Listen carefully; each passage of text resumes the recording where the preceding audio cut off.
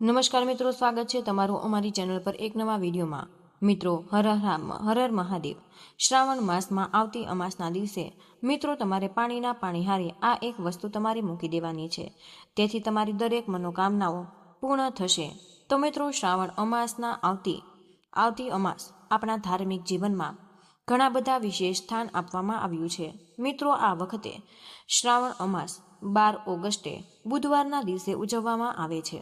મિત્રો, આ પવિત્ર દિવસે ભગવાન શિવની ઉપાસના, પિતૃસ્મરણ અને દાન ધર્મ માટે શુભ માનવામાં આવે છે। જો તમે આ દિવસે કોઈ પણ મોટો ખર્ચ કર્યા વગર તમારા ઘરમાં એક નાનકડો એવો ધાર્મિક ઉપાય કરો છો તો મિત્રો, ધાર્મિક માન્યતા પ્રમાણે તમારા ઘરમાં સકારાત્મકતા વધે છે અને પિતૃઓનું સ્મરણ તથા ભગવાનની કૃપા પ્રાપ્ત થાય છે। તો મિત્રો, આજના આ વિડીયોમાં આપણે એવી જ એક સરળ રીત આપણે એના વિશે વાત કરીશું, જેમાં તમારે તમારા અને મારા ઘરના પાણીહારે તમારે એક વાટકામાં થોડા એવા ચોખા, એક લવિંગ અને તમારે એક બીલીપત્ર રાખવાનું છે અને ત્યારબાદ યોગ્ય રીતે ભગવાન શિવનું તમારે સ્મરણ કરવાનું છે। સાથે જ મિત્રો, આપણે જાણીશું કે શ્રાવણ અમાસના દિવસે ભગવાનને કયો ભોગ અર્પણ કરી શકાય છે। તો મિત્રો, પિતૃઓ માટે કયા સરળ કાર્ય કરી શકાય અને ઘરમાં સુખ સમૃદ્ધિ માટે કઈ કઈ બાબતોનું આપણે ખાસ ધ્યાન રાખવું જોઈએ। મિત્રો, આ બધી જ માહિતી અંત સુધી જોતા રહેજો, કારણ કે અંતમાં આપણે આખી પ્રક્રિયા સવારથી રાત સુધી કયા ક્રમમાં કરવી તે પણ સરળ ભાષામાં આપણે વાત કરીશું। અને જો તમે ઈચ્છતા હોય કે મહાદેવની કૃપા તમારા પરિવાર પર હંમેશા રહે તો મિત્રો, એક વિડીયો લાઈક કરી દેજો અને કમેન્ટમાં તમે હર હર મહાદેવ અવશ્ય લખી દેજો। મિત્રો, શ્રાવણ માસ પોતે જ ભગવાન શિવની ભક્તિ એના માટે વિશેષ માનવામાં આવે છે અને તેમાં પણ આવતી અમાસને પણ આપણે ઘણા બધા ભક્તો પિતૃસ્મરણ અને આધ્યાત્મિક સાધનો માટે મહત્વની માને છે। મિત્રો, આ દિવસે જો તમે વ્રત રાખી શકો છો તો તમારી કુટુંબ પરંપરા પ્રમાણે વ્રત પણ રાખી શકો છો, અને જો ઉપવાસ કરવો શક્ય ન હોય તો પણ ભગવાન શિવની પૂજા, મંત્ર જાપ, દાન અને સેવા જેવા સારા કાર્ય પણ કરી શકાય છે। મિત્રો, આપણે કોઈ પણ ધાર્મિક ઉપાય કરતા પહેલા મનમાં શ્રદ્ધા હોવી ખૂબ જ જરૂરી છે, પરંતુ તેની સાથે એક વાત પણ આપણે સમજવી ખૂબ જરૂરી છે કે આવા ઉપાયો આપણે ધાર્મિક માન્યતાઓનો ભાગ છે અને જીવનમાં સફળતા માટે આપણા પ્રયત્ન અને યોગ્ય નિર્ણયો પણ એટલા જ બધા જરૂરી છે। હવે મિત્રો, આપણે 12 ઓગસ્ટના દિવસે જો તમે આ પાણીહારાનો ઉપાય કરવા માંગતા હોય તો મિત્રો, સૌપ્રથમ આપણે વહેલી સવારે ઉઠીને સ્નાન કરી અને સ્વચ્છ વસ્ત્રો પહેરજો અને ત્યાર પછી ઘરના પૂજા સ્થળે આપણે જઈને તમારા ઈષ્ટદેવને તમારે પ્રણામ કરવા નમન કરજો અને ભગવાન શિવનું તમારે ધ્યાન કરવાનું છે। ઘીનો દીવો પ્રગટાવી ઓમ નમો શિવાય મંત્રનો જાપ કરી શકો છો। મિત્રો, ત્યારબાદ આપણે એક સ્વચ્છ વાટકો લઈ અને તેમાં 1 કે 2 મુઠ્ઠી ચોખા તમારે નાખવાના છે। મિત્રો, ચોખા સ્વચ્છ અને સારા હોવા જોઈએ। આ ચોખાની અંદર તમારે એક શિવલિંગ રાખવાનું રહેશે અને તેની સાથે તમારે એક બેલીપત્રનું પાન પણ મૂકવાનું છે અને આ ત્રણેય વસ્તુઓ ધરાવતો વાટકો તમારા ઘરમાં જ્યાં પણ પીવાનું પાણી તમે રાખવામાં આવે છે તે પાણીહારાની તમારે સ્વચ્છ જગ્યાએ મૂકી દેવું જોઈએ। મિત્રો, જો ઘરમાં પરંપરાગત પાણીહારું ન હોય અને પાણીનો કડો અથવા તો ફિલ્ટર હોય તો તમારે તેની નજીકની સ્વચ્છ જગ્યાએ તમારે આ વાટકો રાખી શકો છો। મિત્રો, વાટકો મૂકતી વખતે તમારે ભગવાન શિવનું સ્મરણ કરવાનું રહેશે અને તમારા જ મનમાં પરિવારના સુખ શાંતિ માટે તમારે પ્રાર્થના કરવાની છે। જો કોઈ પણ મનોકામના હોય તો ભગવાન સમક્ષ તે તમે પણ કહી શકો છો, પરંતુ સાથે એ મનોકામના પૂર્ણ કરવા માટે તમે પોતાની તરફથી મહેનત પણ કરશો એવો સંકલ્પ પણ કરજો। મિત્રો, આ ઉપાય ઘરના કોઈ પણ સભ્ય પણ કરી શકે છે। જો ઘરની માતા અથવા તો મોટી બહેન શ્રદ્ધાપૂર્વક આ કાર્ય કરે છે તો ઘણી બધી કુટુંબ પરંપરાઓમાં તેને શુભ મનાય છે, કારણ કે ઘરની સ્ત્રીને ઘરની લક્ષ્મી તરીકે સન્માન આપવામાં પણ આવે છે।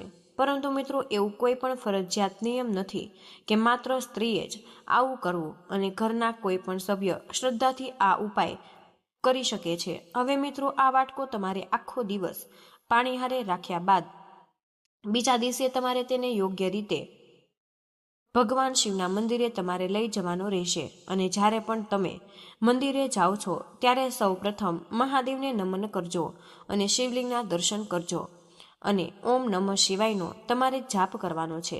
ત્યારબાદ મિત્રો ચોખા, લવિંગ અને બીલીપત્રને મંદિરની પરંપરાગત પ્રમાણે અર્પણ કરવાનું છે. મિત્રો અહીં જ ખાસ ધ્યાન તમારે રાખવાનું છે કે દરેક મંદિરમાં પૂજાની રીત અલગ હોઈ શકે છે.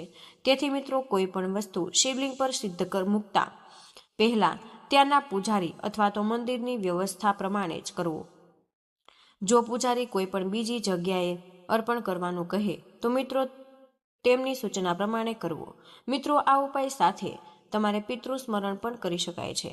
શ્રાવણ અમાસના દિવસે વહેલી સવારે અથવા તો સાંજે તમારા પિતૃઓને યાદ કરીને તેમની શાંતિ માટે તમારે પ્રાર્થના કરવાની છે. જો તમારા પરિવારમાં પિતૃઓને જળ અર્પણ કરવાની પરંપરા હોય તો મિત્રો જાણકાર વ્યક્તિના માર્ગદર્શન હેઠળ જળ અર્પણ પણ કરી શકો છો. જો મિત્રો તમને સંપૂર્ણ વિધિની જાણકારી બિલકુલ જ ન હોય તો માત્ર તમારે હાથ જોડીને તમારા પૂર્વજોને તમારે પ્રણામ કરવું અને તેમના સારા સંસ્કારોને યાદ કરવાનું પણ એ કરી શકાય છે.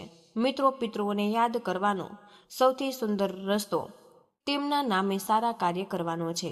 તમે જરૂરિયાતમંદને અનાજ પણ આપી શકો છો અથવા તો તમારા ભૂખ્યા વ્યક્તિને ભોજન પણ કરાવી શકો છો અથવા તો કોઈ પણ વૃદ્ધ વ્યક્તિની મદદ પણ કરી શકો છો. મિત્રો દાન કરતી વખતે દેખાડો કરો અને જેને મદદ કરો તેનું તમે સન્માન જાળવવું, દેખાડો બિલકુલ ન કરો. તો મિત્રો શ્રાવણ અમાસના દિવસે જો તમારાથી શક્ય હોય તો તમારે ગાયને યોગ્ય ખોરાક આપવો અને તમારા કૂતરાને પણ સાદો અને સુરક્ષિત ખોરાક પણ આપી શકો છો. જો બગડેલું કે નુકસાનકારક ખાવાનું તમારે પ્રાણીઓને આપવું નહીં. પક્ષીઓ માટે પણ તમારે પાણીનું વાસણ મૂકી શકાય છે અને તે પાણી તમારે નિયમિત બદલવું જોઈએ. મિત્રો સેવા કરતી વખતે તમારે માત્ર ધાર્મિક લાભની જ અપેક્ષા રાખવાને બદલે તમારે જીવ માત્ર પ્રત્યે પણ દયા રાખવાનો ભાવ રાખવો જોઈએ. તો મિત્રો આ કાર્યનું મહત્વ વધુ સુંદર બની જાય છે. મિત્રો આ દિવસે તમારે ઘરની સ્વચ્છતા પર ઘણા બધા ધ્યાન રાખવું જોઈએ. ખાસ કરીને તમારે પૂજાનું સ્થાન, રસોડું અને પાણી રાખવાની જગ્યા સ્વચ્છ રાખવી જોઈએ. પાણી રાખેલો વાટકો પણ સ્વચ્છ હોવો જોઈએ. મિત્રો સ્વચ્છ ઘર મનને શાંતિ આપે છે અને આપણા ઘરની વ્યવસ્થા સુધારવી એ પણ એક સારો એવો સંકલ્પ છે. મિત્રો માતા લક્ષ્મીની કૃપા મેળવવા માટે લોકો સ્વચ્છતા અને અન્નના સન્માનને મહત્વ આપે છે. તેથી મિત્રો ઘરમાં અનાજનો બગાડ બિલકુલ ન કરવો જોઈએ. જેટલું જરૂરી હોય તેટલું જ તમારે ભોજન લેવું અને વધેલું ભોજન તમારે યોગ્ય રીતે ઉપયોગમાં લેવું જોઈએ. હવે મિત્રો આપણે ભગવાનને ભોગ ધરાવવાની આપણે વાત કરીએ. શ્રાવણ અમાસના દિવસે ઋતુ પ્રમાણે એના ફળ તમે ભગવાનને અર્પણ કરી શકાય છે. મિત્રો કેરી, કેળા, દ્રાક્ષ, પપૈયું અથવા તો તમારા વિસ્તારમાં મળતું કોઈ પણ તાજું ફળ તમે લઈ શકો છો. જો ફળ ઉપલબ્ધ ન હોય તો મિત્રો ગોળ અથવા તો ખાંડ પણ તમે ભોગ તરીકે અર્પણ કરી શકાય છે. સાથે જ પંચામૃત બનાવવાની પરંપરા હોય તો મિત્રો દૂધ, દહીં, ઘી, મધ અને ખાંડથી પંચામૃત બનાવવું ભગવાનને ધરાવી શકાય છે. મિત્રો ત્યારબાદ પરિવારના સભ્ય તેને પ્રસાદ તરીકે પણ લઈ શકે છે. પરંતુ મિત્રો જેને કોઈ પણ ખાદ્ય વસ્તુ અનુકૂળ ન આવતી હોય અથવા તો સ્વાસ્થ્ય સંબંધિત કારણોસર ન લઈ શકતા હોય તો મિત્રો તેમને પ્રસાદ લેવા માટે મજબૂર ન કરવું જોઈએ. ભક્તિ સાથે તમારે સમજદારી પણ જરૂરી છે. હવે મિત્રો આપણે ભગવાન શિવની પૂજા કરતી વખતે તમારે બીલીપત્ર અર્પણ કરી શકો છો. મિત્રો તમારે બીલીપત્ર સ્વચ્છ હોવું જોઈએ અને તમારી કુટુંબ અથવા મંદિર પરંપરા પ્રમાણે અર્પણ કરવું અને શિવજીની સામે તમારે દીવો પ્રગટાવીને મંત્રનો જાપ કરવો જોઈએ. જો તમે 11 વખત ઓમ નમઃ શિવાય બોલી શકો છો તો મિત્રો 11 વખત તમે કરો અને સમય હોય તો 108 વખત પણ જાપ કરી શકો. મંત્રની સંખ્યા કરતાં મનની એકાગ્રતા વધારે મહત્વની છે. મિત્રો શ્રાવણ અમાસના દિવસે તમારે પિતૃ સ્મરણ માટે દક્ષિણ દિશામાં દીવો પ્રગટાવવાની તમારી પરંપરા પણ કેટલાક પરિવારોમાં છે. મિત્રો જો તમે તમારી પરંપરા પ્રમાણે આવું કરો છો તો સાંજે તમારે સુરક્ષિત જગ્યાએ સરસવના તેલનો દીવો તમે પ્રગટાવી શકો છો અને પિતૃઓની શાંતિ માટે તમે પ્રાર્થના પણ કરી શકો છો. મિત્રો કેટલાક લોકો દીવામાં કાળા તલનો ઉપયોગ પણ કરે છે અને જો આ રીત તમારા પરિવારમાં ચાલતી હોય તો મિત્રો વડીલ અથવા તો પુરોહિતોની સલાહ પ્રમાણે તમે કરી શકો છો. મિત્રો હવે દરેક પરિવારની પિતૃવિધિ અલગ અલગ હોઈ શકે છે, તેથી કોઈ પણ એક રીતને બધા જ માટે ફરજિયાત માનવાની જરૂર બિલકુલ નથી. હવે મિત્રો જો પણ તમારા ઘરમાં પિતૃઓનો ફોટો હોય તો મિત્રો તમે આ દિવસે તેને સ્વચ્છ કપડાથી સાફ કરી શકો છો. ફોટા પર તમે નવી માળા અથવા તો ફૂલ પણ અર્પણ કરી શકો. તેમના સારા ગુણોને યાદ કરો. જો કોઈ પણ વડીલ આપણને જીવનમાં સારા સંસ્કાર આપીને ગયા હોય તો મિત્રો તેમના નામે કોઈ પણ એવો સારો સંકલ્પ લેવો પણ એક સુંદર શ્રદ્ધાંજલિ બની શકે છે. હવે મિત્રો શ્રાવણ અમાસના દિવસે જો શક્ય હોય તો તમે એક છોડ વાવવાનો સંકલ્પ પણ લઈ શકો છો. મિત્રો તુલસી, બીલી, આપણો આમળો, લીમડો અથવા તો તમારા વિસ્તારમાં યોગ્ય કોઈ સ્થાનિક છોડ વાવી શકાય, પરંતુ મિત્રો માત્ર છોડ વાવી દેવો પૂરતો બિલકુલ નથી. તેની તમારે સંભાળ પણ રાખવી જરૂરી છે. નિયમિત તમારે પાણી, યોગ્ય પ્રકાશ અને યોગ્ય જગ્યા આપીને તેને તમારે ઉછેર કરવો અને આ રીત એક છોડને જીવન આપવું પણ પ્રકૃતિ સેવા બની જાય છે. મિત્રો જો તમારા ઘરમાં જગ્યા ઓછી હોય અથવા તો તમારા તુલસી અથવા અન્ય છોડ વાવી શકો છો. હવે જો તમારા જીવનમાં કોઈ કામ લાંબા સમયથી અટકેલું હોય તો મિત્રો આ દિવસે ભગવાન શિવ સમક્ષ તેનો સંકલ્પ કરી શકો છો, પરંતુ માત્ર પ્રાર્થના કરીને બેસી ન રહેતા. તમારે બીજા દિવસથી જ તે કામ માટે તમારે એક નાનું એવું પગલું ભરવું પડશે. અને જો ધંધામાં મુશ્કેલી હોય તો ખર્ચ અને આવકનો બધો જ હિસાબ તપાસ, નોકરીની શોધ હોય તો રોજ નવી તક તમે શોધી, અભ્યાસમાં મુશ્કેલી હોય તો નિયમિત સમય તમે નક્કી કરો અને સંબંધોમાં તણાવ હોય તો શાંતિથી તમે વાતચીત કરવાનો પ્રયાસ કરો. મિત્રો ભગવાન પાસે આપણે માર્ગદર્શન અને શક્તિ માંગવી અને પછી પોતાના કર્મ કરવો, આ બંને સાથે ચાલે ત્યારે મિત્રો જીવનમાં બધી જ સકારાત્મક બદલાવ લાવવો સરવડે છે. હવે મિત્રો આપણે ઘણા બધા લોકો પોતાના જીવનમાં આવતી દરેક મુશ્કેલીને તે પિતૃ સાથે જોડે છે, પરંતુ આપણે દરેક સમસ્યા પાછળ પરંતુ આવતી દરેક મુશ્કેલીઓ પિતૃદોષ સાથે આપણે જોડી દઈએ છીએ. પણ દરેક સમસ્યા પાછળ એક જ કારણ હોય છે એવું જરૂરી બિલકુલ જ નથી. ક્યારેક આર્થિક મુશ્કેલી માટે આપણે ખોટું આયોજન કારણ પણ બની શકે, અને સ્વાસ્થ્યની સમસ્યા માટે તબીબી કાર્ય પણ હોઈ શકે છે, અને સંબંધોમાં તણાવ માટે વાતચીતની અછત જવાબદાર પણ હોઈ શકે છે. મિત્રો તેથી શ્રદ્ધા રાખવી, પરંતુ સાથે આપણે વ્યવહારો કારણો સમજવા પણ ખૂબ જરૂરી છે. તો જો તમને પિતૃવિધિ અંગે કોઈ પણ ખાસ શંકા હોય તો મિત્રો જાણકાર પુરોહિત પાસેથી તમારે યોગ્ય માર્ગદર્શન લેવું જરૂરી છે. મિત્રો આ દિવસે જો તમે ઉપવાસ કરો છો તો મિત્રો તમારી શારીરિક ક્ષમતા પ્રમાણે જ તમે કરો, અને લાંબો ઉપવાસ કરવો શક્ય ન હોય તો મિત્રો તમે સાત્વિક આહાર લઈને પણ ભક્તિ કરી શકાય છે. મિત્રો ખાસ કરીને બાળકો, વૃદ્ધો અથવા તો કોઈ પણ સ્વાસ્થ્ય સમસ્યા ધરાવતા વ્યક્તિને પોતાની સ્થિતિને ધ્યાનમાં રાખવી. ભગવાન તમારી શ્રદ્ધાને માત્ર ઉપવાસના કલાકોથી માપે છે એવું બિલકુલ જ માનવામાં નથી આવતું. એ જરૂરી નથી. તમારી સાચી ભાવના અને તમારા સારા કર્મ પણ ભક્તિનો જ એક અદ્ભુત ભાગ છે.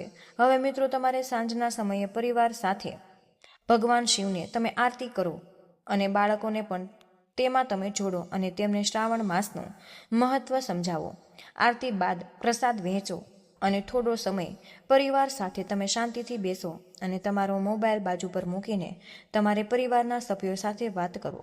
મિત્રો આજના આ સમયમાં પરિવાર સાથે થોડો સમય પસાર કરવો ખૂબ જ જરૂરી બની ગયું છે. એ જ મોટું સુખ છે. હવે મિત્રો માતા લક્ષ્મીની કૃપા માટે આ દિવસે તમારે ઘરના અનાજ અને ધનની કદર કરવાનો સંકલ્પ કરો.